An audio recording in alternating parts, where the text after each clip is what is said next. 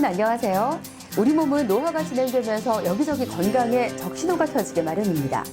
그런데 이 관절 건강의 빨간불은 좀 빨리 켜지기도 하고요. 또 지속적으로 우리 몸을 괴롭히는 통증에 시달리게 하는 질환이기도 하죠. 우리 국민의 약 20% 정도가 관절 통증으로 고생을 한다고 하니까 가히 국민질병이다 이렇게 봐도 과언이 아닐 것 같습니다.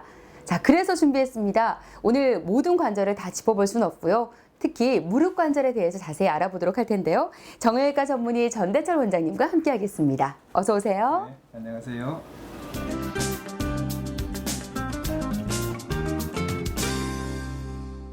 네, 선생님 지금까지 정말 많은 환자분을 만나셨을 거예요. 워낙 무릎 통증으로 고생하시는 분들 많으니까 초기에 오시는 분들도 있지만 이미 악화돼서 손 쓸 수 없을 때 오시는 분도 있어 안타까울 때도 있을 것 같은데 어떤가요? 치료를 해보면 치료 후에 만족한다, 훨씬 나아졌다 이렇게 좀 만족도가 높은 경우가 꽤 많이 있나요? 참 관절 고치기 힘들다고 하잖아요. 네, 그렇습니다. 특히나 이 계절에 따라서 관절염 같은 경우에는 조금씩 차이가 있는데요. 아무래도 이 겨울이 되면은 날씨도 조금 추워지고 하면 그 기압도 떨어지게 되겠죠. 그러면 이 관절 자체가 온도와 그리고 기압 차이에 영향을 많이 받게 됩니다. 그래서 관절이 불편하신 분들은 겨울이 되면은 조금 더 힘들어 하시는 경우가 많습니다. 그래서 심하신 경우에는 이제 수술을 하시게 될 수도 있겠죠. 근데 수술까지 가는 경우에는 그 정도가 조금 많이 심한 경우가 되겠고요. 그리고 수술까지 안 가고 치료하시는 분도 많은데 저희 병원 같은 경우에는 좀 수술을 조금 위주로 하기 때문에 그 수술 그렇게 받으러 오시는 분이 많습니다.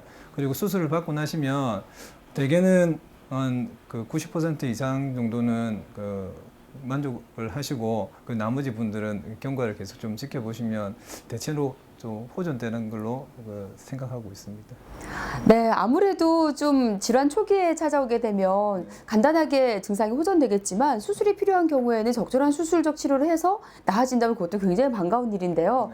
우선 치료를 받으면서 나아졌다 느끼는 분들이 많다고 하니까 참 기분이 좋은 것 같아요. 관절 아프다고 하면 이제부터는 점점 아플 일만 남았다 이런 분들이 워낙 많으니까요. 자, 그렇다면 이 관절염 많은 분들이 아이고 내가 관절염이야 하시지만 관절염이 뭔지를 모르시는 분들이 참 많거든요. 관절염의 의미부터 한번 짚어볼게요. 관절염의 의미를 짚기 전에 일단 관절이 무엇인지를 간단하게 말씀드리면요. 우리가 지금 일상생활을 하고 사람이 움직이지 않습니까? 움직이는 그 부위가 모두가 관절이라고 생각하시면 됩니다. 그러니까 뼈와 뼈가 만나는 곳, 그 부분이 관절이 되겠고요. 그 뼈와 뼈가 만나는 그 관절 주변에서 이렇게 염증이 발생하게 되는 그 부분을 쉽게는 관절염이라 그렇게 합니다. 네. 그렇다면 지금 오늘 짚어볼 부위가 무릎 관절에 대한 관절염이잖아요. 특히 이 무릎 관절염 환자가 제가 이렇게 느끼는 건지 유난히 많은 것 같은데 실제로도 그렇습니까? 네. 우리가 인간을 뭐라고 합니까? 직립보행을 하는, 네. 직립보행. 네. 그러니까 동물에서 탈피한 곳이 인간의 가장 대표적인 특징 중에 하나가 직립보행이지 않습니까? 네. 그러면 그 직립보행을 하는 부분에 관계되는 부분들이 당연히 손은 자유롭게 움직이니까 네. 체중 하중이 당연히 미치지 않습니다. 그에 비해서 우리가 걷거나 활동을 하게 되면 체중이 부하되는 곳이 고관절, 그러니까 엉덩이 관절과 무릎, 발목이 되겠습니다. 그 중에서 무릎은 우리가 일상생활을 하는데 계단을 오르내리거나 걷거나 할 때 아주 중요한 부분이 되기 때문에 다른 부위에 비해서 손상 정도라든지 관절염의 빈도가 높다고 이렇게 말씀드릴 수가 있겠습니다. 네, 걷게 되어서 편리한 것도 있지만 또 질환을 초래한다는 안타까운 점도 있는데요. 그런데 이 무릎 관절 같은 부위라고 하더라도 또는 발목이든 어디든 같은 부위라 하더라도 관절염의 종류는 또 다양하더라고요. 그렇죠. 나이가 들어가면서 퇴행성 관절염이라고 하죠. 이렇게 닳아서 생기는 걸 흔히들 알고 있는데 관절염도 아주 종류가 다양한데 거기에 대해서 좀 구체적으로 나눠서 짚어주세요. 네, 관절염 같은 경우에도 나타나는 증상은 유사하다고 볼 수도 있겠지만은 그 치료 방법을 택함에 있어서는 대표적으로 한 3개에서 4개 정도로 나눌 수가 있겠습니다. 먼저 염증성으로 해가지고 우리가 보통 관절염이라고 붙은 경우에는 1차적으로는 퇴행성, 그러니까 나이가 들어가면서 점차 몸도 노화가 되지 않습니까? 그와 마찬가지로 그 관절 부위도 당연히 노화가 진행이 됩니다. 그러면서 관절의 변형이 오고 거기에 따라서 이 관절 부위가 불편함을 호소하게 되는 게 퇴행성 관절염이라 볼 수가 있겠고요. 네. 그 우리가 류마티스라고 한번 들어보셨을 건데 류마티스 관절염이라고도 또 같이 관절염 범주에서 중요한 부분이 있습니다. 이 같은 부분은 류마티스는 좀 쉽게 생각하면 그렇게 자가 면역 질환이라고 그렇게 크게 그 이야기를 하는데요. 그 범주에 속하는 류마티스 관절염이 있겠고요. 그리고 우리가 남자분들 같으면은 요즘 그 식생활이라든지 그리고 음주 관계에 따라서 통풍성 관절염이 같이 또 동반되는 경우가 있습니다. 이 경우에는 그 몸에 요산이라고 하는 부분이 있는데 요산 수치가 굉장히 첨가해서 이 요산 그 크리스탈 결정들이 관절 내에 이렇게 옹접이 되어서 통증을 유발하게 되는 그런 부분이 있겠습니다. 그리고 요즘은 많이 빈도가 줄었지만 결핵에 의해 가지고도 발생하는 경우가 있을 수가 있겠습니다. 또 하나는 이전에 외상, 그러니까 다쳤지 않습니까? 다친 부분이 낫기는 나았는데 제대로 원활하게 낫지가 그 후유증이 남아가지고 그렇게 그 관절염으로 동반되는 외상성 관절염도 충분히 생각해 볼 수가 있겠습니다. 네, 이렇게 원인이 다양하고 관절염의 종류가 많은 만큼 차후에 좀 서서히 짚어보겠지만 치료의 방법도 좀 다양해지지 않을까라는 생각이 드는데요. 우리 무릎 관절 이야기, 관절염 이야기를 좀 이렇게 쭉 해봤는데 이 무릎 관절 모형을 좀 보면서 자세히 한 번 더 좀 짚어본 후에 다음 이제 좀 차례로 다음 내용을 한번 넘어가 보도록 할게요. 관절 지금 모형이 있거든요.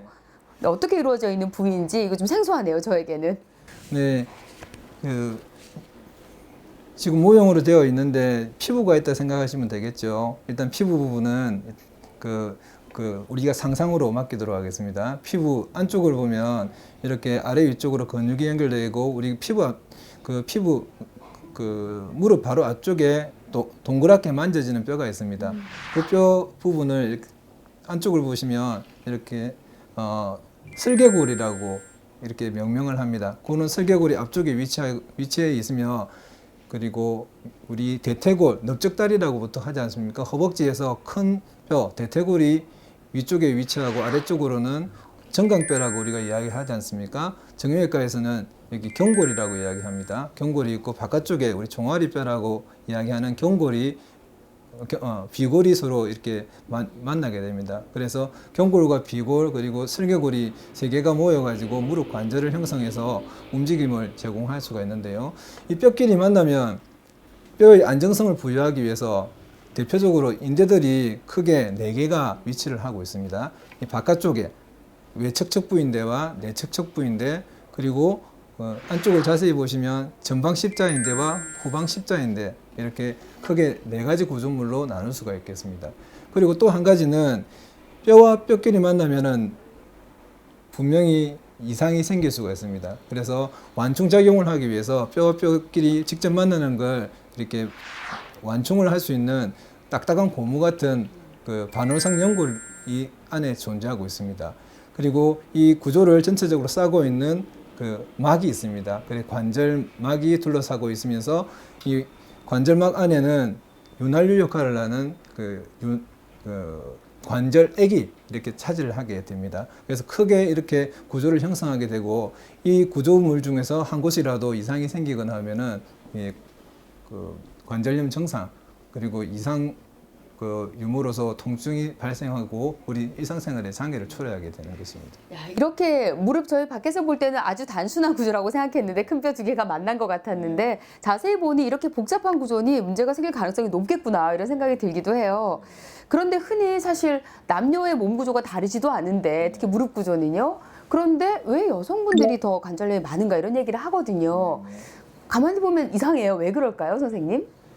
그런 부분에 대해서 여러 가지 원인이 될 수가 있겠지만은 여성의 경우에는 일단 일상생활을 하는 부분이 있어서 남성들이 생활하는 것에 비해서 무릎을 조금 더 많이 사용한다거나 그런 부분이 또 있을 수가 있고 비만 정도에 있어서도 여성의 경우에는 조금 남성에 비해서 비만율이 조금 높다고 볼 수가 있겠고요. 그리고 또 한 가지는 그 호르몬에 의한 영향도 크게 배제는 할 수 없는 걸로 일단 생각이 되겠습니다. 네, 그렇습니다. 어떤 이유에서건 여성분들이 아무래도 관절염, 특히 무릎 관절염에 많이 노출돼 있다라고 보셔야 될 것 같은데, 과중한 체중이 이때도 문제가 되는군요. 자, 그렇다면은 우리 여성분들 사실 생활 습관에서도 무릎 관절이 나빠지는 그런 초래하게 되는 그런 원인들이 많다고 들었습니다. 어떤 게 있는지 무릎 관절염을 유발시키는 원인들 영상을 한번 보면서 또 이야기를 나눠보도록 하겠습니다. 함께 보시죠. 나이가 있으니까 일을 계속 하다 보니까 가장 불편할 때는 일할 때죠. 앉았다 일어날 때나.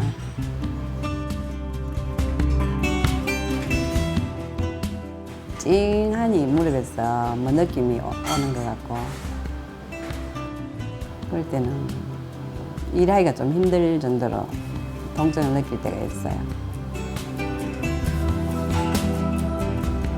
일단은 병원은 가야겠지만 가면은 또 수술도 혹시나 해야 될 경우가 있을 것 같고 그렇게 되면은 좀 겁도 나고. 네, 영상을 보니까 저도 저희 어머니도 생각나는데 50대 여성이거든요. 이 영상 속에서 어떤 부분이 가장 문제가 되는 것 같아요? 네, 지금 아무래도 저기 직장의 환경이 가정주부님들도 일을 많이 하시는 분들하고도 해당이 될 수 있겠죠. 네, 지금 주방에서 이렇게 많이 일을 하시는 부분이니까 아무래도 무릎을 꿇거나 펴거나 그리고 장시간 서 계시는 부분들이 그 무릎에 아무래도 체중 부하에 그 상하 밸런스도 유지가 되기 힘들 뿐더러 무리가 되는 그런 동작들이 분명히 많을 걸로 생각이 됩니다. 네, 그러면 젊은 나이라고 방치할 게 아니라 좀 통증이 있으면 병원을 찾아서 좀 진단을 받아보는 게 어떨까 이런 생각이 들기도 합니다. 네, 네. 근데 사실 젊은 분들이 조금 통증이 있다고 병원을 찾긴 쉽지는 않잖아요. 그렇죠. 우리 집에서 이 정도 통증은 병원 가셔야 됩니다. 네. 이거 자가 진단할 수 있는 방법 리스트가 좀 있을까요? 몇 네. 가지만 알려주세요. 네네. 일단은 우리가 가장 1번은 그 통증이 되겠죠. 그 뭔가 불편합니다. 아픈 통증. 거기에 더불어서 우리가 관절 부위에서 소리가 나는 부분도 관계가 될 수 있습니다. 근데 여기서 조심하실 것은 그 소리가 난다는 그 자체만으로는 우리가 질환이라고 보기는 힘들고요. 소리가 나면서 이렇게 아픈 통증이 있거나 할 때가 문제가 될 수가 있습니다. 그리고 무릎 일상생활을 함에 있어서 걷지 않습니까? 걸을 때 그 약간 어긋나는 느낌이 있거나 아니면 걸리는 느낌이 있거나 그런 경우에도 문제가 될 수가 있겠습니다. 그리고 그 저녁에 아침에 그 통증이라든지 불편감의 차이가 있을 때 그것도 역시 그 질환의 대상이 될 수가 있습니다. 또 우리 쉽게 그 바람이 숭숭숭 들어온다는 그런 표현을 하시는 그 분도 계시거든요. 그 무릎이 시린 느낌 그런 부분도 관절염 초기 증상이 될 수가 있고요. 걷거나 하실 때 자세가 조금 불안정하거나 내가 보기에도 평상시하고 조금 그 뭔가 그 일상생활에 무릎에 지장이 있는 그런 부분이 있다 생각이 되시면 병원에 오셔서 조기에 치료하시는 게 좋으리라 생각됩니다. 조금만 이상하다면 병원을 가보셔야 될 것 같은데 병원 가길 꺼리시는 이유 중 하나가 큰 병이랄까 봐 이런 얘기를 많이 하시는데요. 진단은 근데 의외로 간단하다고 들었어요. 어떻게 진단을 해보나요? 병원에 일단 오시게 되면은 병원을 못 오시는 이유 중에 아까 그 말씀하셨지만은 큰 병, 걱정 때문에 못 오시는 경우가 하나가 있고요. 또 가고는 싶은데 어느 병원을 가야 될지 망설여지는 경우도 일 수가 있습니다. 그래서 일단은 저기 정형외과로 당연히 오시는 게 맞으시겠죠. 그리고 오시면 그 문진을 하게 됩니다. 그런 부분이 있고 나서 이후에는 진찰을 하게 되는 겁니다. 엑스레이는 필수적으로 그 검사를 하셔야 됩니다. 그래서 그 단순 엑스레이 먼저 찍으시고 거기에 따라서 이상 유무를 그 문진과 그리고 진찰했던 부분하고 같이 종합을 해서 이상 있는 부위가 있으면 치료가 이제 시작이 되는 겁니다. 엑스레이로 간단하게 일단 뭐 초기, 중기, 말기를 구분해 볼 수 있다는 얘기이신 거죠? 네, 기본적으로는? 네, 기본적으로는 네. 할 수가 있고요. 그런데 증상에 따라서는 엑스레이에서는 정상으로 나오지만은 그 진찰상에서는 정상이 아닌 경우가 많습니다. 이 모형을 보시면 뼈 사이에 여기 연골 조직이 있지 않습니까? 네. 아까 반월상 연골판이라고 말씀드렸는데 반월상 연골판은 엑스레이에 나오지가 않습니다. 그렇기 때문에 대개 무릎 질환의 그 많은 부분이 반월상 연골판에 문제가 있는 경우가 굉장히 흔합니다. 그렇기 때문에 그런 경우에는 그 정밀 검사, 특히 요즘은 MRI 시행을 많이 하게 됩니다. MRI의 도움을 받아야 되는 경우도 많습니다. 네, 우선은 엑스레이와 같은 간단한 진단을 통해서 대부분의 증상을 확인해 볼 수 있고 확인이 되지 않았는데 통증이 계속된다면 좀 더 깊이 있는 진료가 필요하다라고 보시면 될 것 같습니다. 자, 그러면 각 시기별로, 그러니까 뭐 좀 초기에 오면 아무래도 치료가 쉽겠죠. 여러분들도 수월하고요. 의사 선생님도 편하십니다. 초기에 가셔야 돼요. 그런데 좀 이제 중기로 넘어가게 되면 또 치료가 좀 더 복잡해질 것 같고 만약에 이제 좀 수술이 필요하다 이런 단계도 있을 것 같은데 시기별로 간단하게 좀 크게 한번 나눠보도록 할게요. 네, 그 관절염 같은 경우에는 그 초기, 중기 그리고 말기라고 우리가 이야기를 드릴 수가 있는데 초기 같은 경우 1차적으로는 그 치료가 약물 치료가 병행이 됩니다. 그 관절염의 치료 원칙은 약물 치료입니다. 염증이기 때문에 약으로서 그 염증을 가라앉히는 게 먼저 시행을 해야 되고요. 거기에 덧붙여서 재활 과정이 필요합니다. 물리치료가 같이 병행이 되면서 정상의 호전을 기대해 볼 수가 있고요. 그리고 당연히 또 따라야 될 게 그 생활 환경이라든지 환경적 요인도 스스로 이렇게 전문의와 상의를 하셔가지고 개선을 하는 게 도움이 되리라 생각됩니다. 그 초기에 치료를 하셨는데도 이렇게 만족스럽지 못하고 그리고 내원하신 당시가 초기를 넘은 상태 같으면 이제 할 수 없이 앞서서 말씀드린 그런 검사를 통해서 이상이 발견된 경우에는 할 수 없이 수술을 선택할 수밖에 없는데요. 수술 같은 경우 중기 정도가 되면은 대략적으로는 요즘은 관절 내시경이 굉장히 많이 발달을 했습니다. 위 내시경과 대장 내시경 같은 경우에는 들어가는 그 입구가 다 있지 않습니까? 그에 비해서 관절 내시경은 입구가 없습니다. 입구를 만들어야 되지 않겠습니까? 그렇기 때문에 길다란 관같이 생긴 카메라를 삽입하기 위한 입구를 만들기 위해서 할 수 없이 마취를 해야 되고요. 그렇기 때문에 관절 내시경은 수술이라고 이야기를 드리는 겁니다.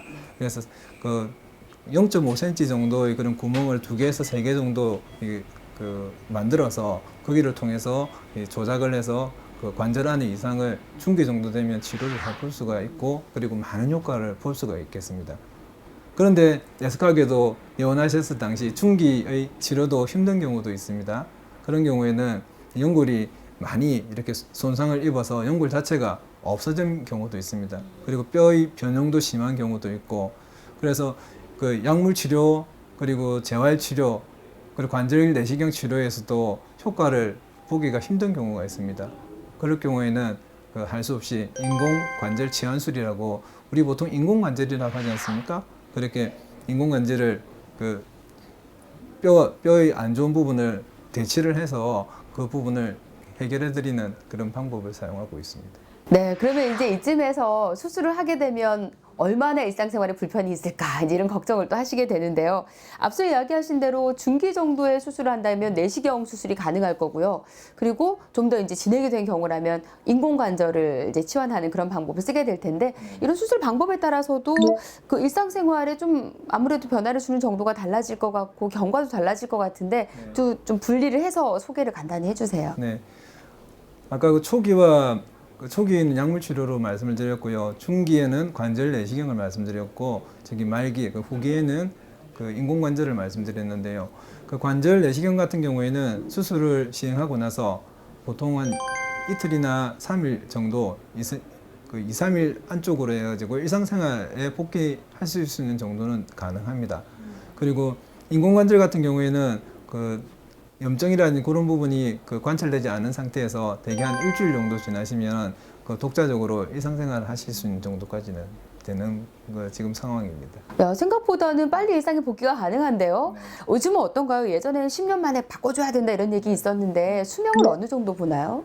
네, 요즘 우리 과학이 발전하면 그게 혜택을 가장 많이 누리는 그런 의학 분야 중에 한 곳이 정형외과입니다. 네, 정형외과 특히 인공관절 같은 경우에는 기술이라든지 과학이 많이 발전하면 발전할수록 재질이라든지 그런 그 기구의 성능이 좋아지기 때문에 인공관절 같은 경우에도 다른 특별한 문제만 없다면 대개 15년, 20년 그 이상도 사용하실 수가 있으니까 그 잘 관리만 하시면 평생에 한 번 수술하시는 그런 경우라고 생각하셔도 될 것 같습니다. 네, 여기서 가장 중요한 게 잘 관리하시면입니다, 여러분. 전문의와 상담하실 때 그냥 흘려듣지 마시고 수술이 끝이 아니에요. 이후에 관리를 정말 잘 하셔야 평생 쓸 수 있다고 하니까 꼭 기억해 두시기 바랍니다. 관절염 나이 들면 다 앓는데 예방이 되나 하시겠지만 방금 말씀하신 부분과 또 좀 더 큰 범위로 지키신다면 예방도 가능할 것 같은데 그렇지 않아요? 네, 관절염에 있어서 어디에나 마찬가지지만 자기 몸에 맞는 정도의 그런 운동이 가장 좋습니다. 네. 너무 관절에 도움이 되기 위해서 이렇게 조깅을 하지 않습니까? 근데 어떤 분은 조깅이 이제 마라톤으로 넘어갑니다. 네. 그 같은 경우에는 마라톤은 그 동호회 분들도 계시겠지만은 무릎에는 상당히 무리가 되는 부분이 될 수가 있겠고요. 그렇기 때문에 그 자기 그 몸 상태 그리고 나이도 고려를 하셔야 되고 예를 들자면은 그냥 걷기 있지 않습니까? 걷기를 하시는 것도 도움이 되는데 그것도 기준이 사람에 따라서 달라질 수가 있는데요. 적당히 땀이 날 정도 있지 않습니까? 대개 한 30분에서 1시간 정도 이렇게 가늠하시면 될 것 같습니다.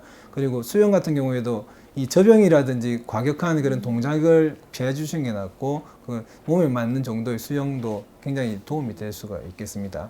그리고 자전거 타기도 도움이 될 수가 있는데 산악 자전거는 당연히 안 좋겠죠. 네. 그러니까 평지에서 자전거 타기 정도는 그 관절에도 도움이 많이 될 수가 있겠습니다. 네, 수영이 좋다 해서 수영을 끊었지만 저병만 매일 한다면 오히려 몸에는 무리가 될 수 있습니다, 여러분. 모든 과도함은 좋지 않다고 강조해 주셨고요.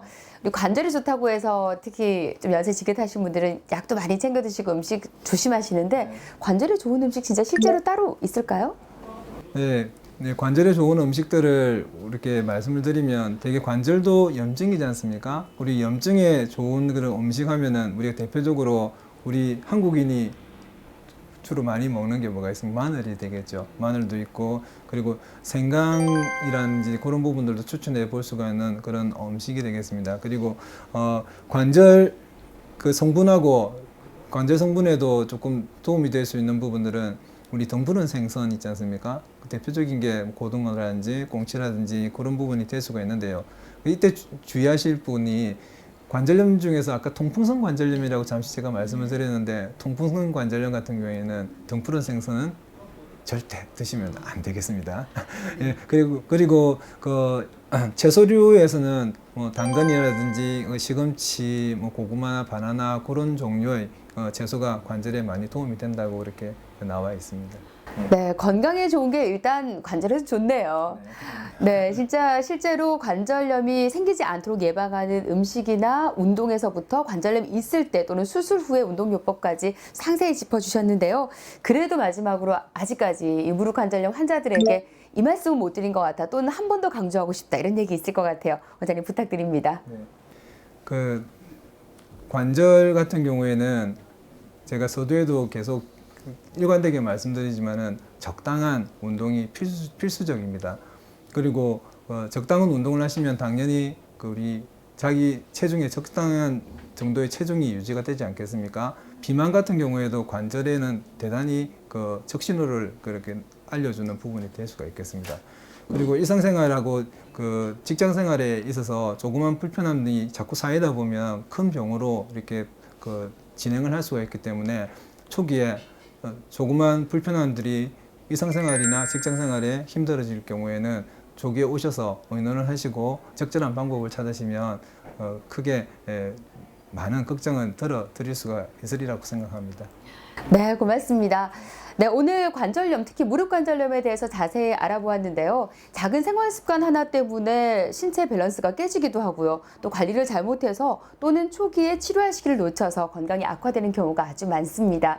여러분 건강을 위해서 균형 있는 식습관 그리고 건강을 위한 운동 잊지 마시고요. 여기에 작은 적신호 켜졌을 때 큰 물 켜지기 전에 꼭 병원 내원하셔서 잘 진료해 보시는 것도 잊지 마시기 바랍니다. 오늘 저희가 준비한 소식은 여기까지입니다. 시청해주신 여러분 고맙습니다.